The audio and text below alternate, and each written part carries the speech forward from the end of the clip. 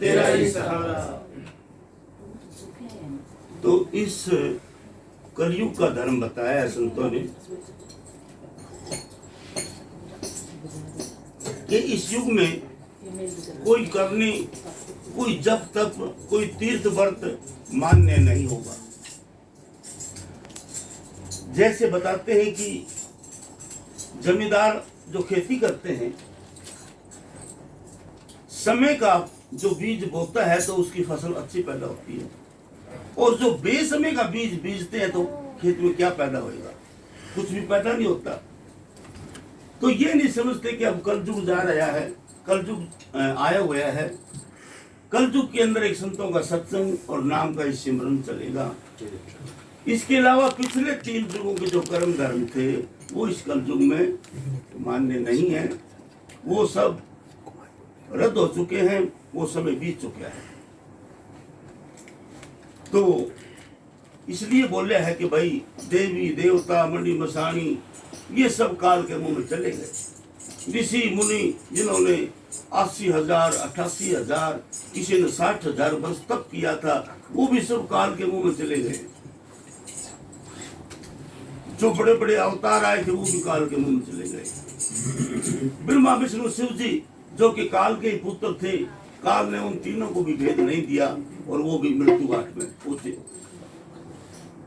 तो इसके अलावा अब दुनिया में कोई ग्रंथ पढ़ता है, कोई भागवत पढ़ता है, कोई तीर्थ यात्रा करता है, कोई कुछ करता है, तो ये भी सब बातें फीकी हो गई, इनमें भी कोई रस नहीं रहा। और फिर समझाते हैं कि भाई समझो इस बात को कि आत्मा मनुष्य का शरीर लेके संसार में आती है। परमात्मा इसको ऊपर दया करता है कि जा भाई अब की बार मैं तेरे को शरीर देता हूँ, शरीर में परमात्मा की भजन बंदगी करके अपने घर को आ जा। लेकिन ये आत्मा शरीर तो मिला और आंखों के जरिए जब बाहर आई तो दुनिया में फिर उलझ गई माया के चक्कर में। मन इसको फिर बुला देता है और वापस वही काम करती है जिससे इसको नरकों में जाना पड़े या 84 के अंदर जाना पड़े। तो इसलिए कहते हैं कि 1,84 जूनिया भुगत के मनुष्य शरीर प्राप्त होता है। गुरु अर्जन देव जो सिखों में 5वें संत हुए बोलते हैं, कई जन्म पै कीट पतंगा, कई जन्म गज मीन कुरंगा, कई जन्म पशु पक्षी सर्प होयो, अब मिल जगदीश मिलन की बरिया, चीर काल से ये देश दरिया। कि हमारी आत्मा पिछले जन्मों में काफी समय तक कीड़े मकोड़े पतंगे बन बन के आती रही, कई जन्म तक पशु पक्षी सर्प की जोनी भी इसको मिली, घास फूस की जोनियां भी मिली, और दरख्तों की जोनी भी मिली, पक्षियों की जोनी भी मिली। इनको भुगतती हुई आत्मा आज मनुष्य शरीर में आई हुई है। तो जब ये बात का ख्याल करना चाहिए कि मनुष्य शरीर के अंदर भी इस इंसान को कोई सुख नहीं है, तो इससे नीचे की जो जोनियां हैं जैसे गाय भैंसे ऊंट कुत्ता बिल्ली जो भी मक्खी मच्छर है, उनमें कौन सा सुख है। तो ये वास्तविकता है कि हमारी आत्मा इनमें से होती हुई आज मनुष्य शरीर में आई हुई है।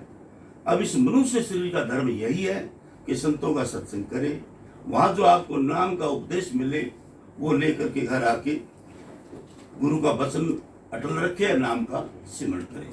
सुबह शाम एकांत में बैठ के गुरु का ध्यान करें, नाम का सिमरण करें, और इस प्रकार अपने घर को पूछने की तैयारी करें। मरने से पहले मालिक के घर पहुंच जाओ। मरना तो सबको पड़ेगा,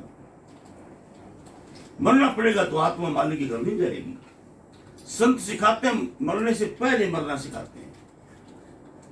जीवत मरिए भवजन करिए। जो प्रेमी सत्संगी भाई जिसने मरने से पहले मरना आ गया उसका कल्याण हो गया। जीवत जी मरने का भी उधार नहीं रखा।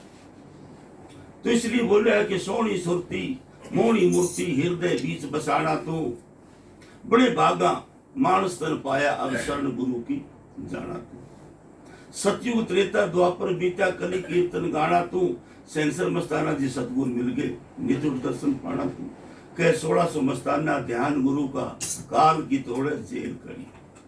तो सभी जीव आत्माएं दुनिया के अंदर काल की जेल में फंसी खड़ी हैं।